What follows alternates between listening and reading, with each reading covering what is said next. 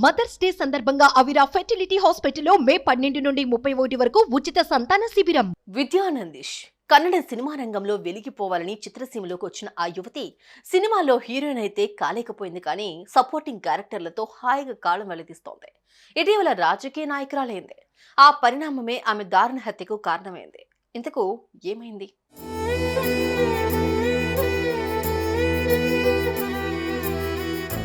ఇదిగో ఇక్కడ మనం చూస్తున్న ఈ కన్నడ నటి పేరు విద్య. సినిమాల్లో హీరోయిన్ గా వెలికిపోవాలని ఇండస్ట్రీలో ఈమె చేసిన ప్రయత్నాలు సక్సెస్ కాలేదు, కానీ సహాయ నటి పాత్రలు ఆమె ఇంటి తలుపులు తట్టాయి. పలు చిత్రాల్లో ఆమెకు అవకాశాలు వచ్చాయి. శివకుమార్ నటించిన సూపర్ హిట్ చిత్రం బజరంగిలోను, చిరంజీవి సర్జా నటించిన అజిత్ చిత్రంలో హీరోయిన్ స్నేహితురాలుగాను ఆమెకు మంచి పేరే తెచ్చిపెట్టాయి. అదే సమయంలో ఈమెకు తల్లిదండ్రులు నందీష్ అనే సామాజిక కార్యకర్తతో పెళ్లి చేశారు. పెళ్లిన తర్వాత కూడా సినిమాల్లో నటించేందుకు ఆమె భర్త ఏమాత్రం అడ్డు చెప్పకపోవడంతో ఆమె జీవితం ఆమె కోరుకున్న తీరులో హాయిగా ముందుకు కదిలింది. వారి దాంపత్యానికి గుర్తుగా 2 ఆడబిడ్డలు కూడా పుట్టారు.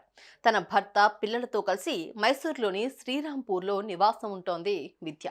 అప్పుడప్పుడు చిన్ని క్యారెక్టర్లు చేస్తూ సాగిపోతున్న ఆమె జీవితంలో రాజకీయాల వైపు ఆమె దృష్టి సారించడంతో ఊహించని సమస్యలు మొదలయ్యాయి.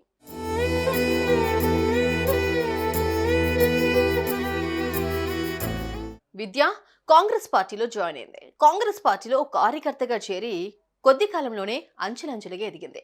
కాంగ్రెస్ పార్టీ బ్లాక్ అధ్యక్షురాలిగా పదవిని పొందగలిగింది. ఓవైపు అప్పుడప్పుడు సినిమాల్లో నటిస్తూ, మరోవైపు రాజకీయ కార్యకలాపాల్లో పాల్గొంటూ ఆమె భర్తకు, కుటుంబానికి కాస్త దూరమైంది. ఈ పరిణామాన్ని భర్త నందీష్ తట్టుకోలేకపోయాడు. రాజకీయాల్లో, సినిమాల్లో ఏదో ఒకటి వదిలిపెట్టేయాలి అంటూ సలహా ఇచ్చారు. వీటిల్లో పడి తనను, పిల్లల్ని నిర్లక్ష్యం చేయడం కరెక్ట్ కాదంటూ రిక్వెస్ట్ చేశాడు. ఇక్కడే ఆమెకు అతనికి కూడా గొడవలు మొదలయ్యాయి. పెరిగి పెద్దవైపోయాయి. పార్టీలోని కొందరు నేతలతో ఆమె చాలా సన్నిహితంగా ఉంటోందన్న సందేహం అతని రాక్షసుడిగా మార్చేసింది. పాలిటిక్స్ లో పడి తన భార్య దారి తప్పిందన్న డౌట్ పెరిగిపోయింది. కన్న బిడ్డలను ఏమాత్రం పట్టించుకోకపోవడాన్ని జీర్ణించుకోలేకపోయాడు. చిట్ట చివరికి ఓ నిర్ణయానికి వచ్చాడు.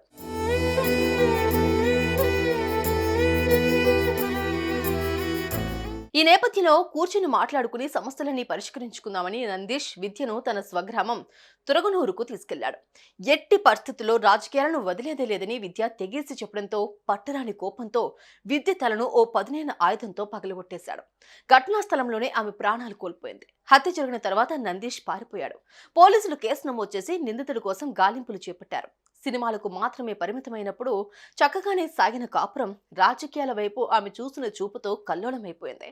ఏకంగా ఆమె దుర్మరణానికి కారణమైంది. 2 బిడ్డలకు అటు తండ్రిని, ఇటు తల్లిని దూరం చేసింది. సుమన్ టీవీలో మీ పర్సనల్ అండ్ బిజినెస్ ప్రమోషన్స్ కోసం కింది నెంబర్కి కాంటాక్ట్ చేయండి.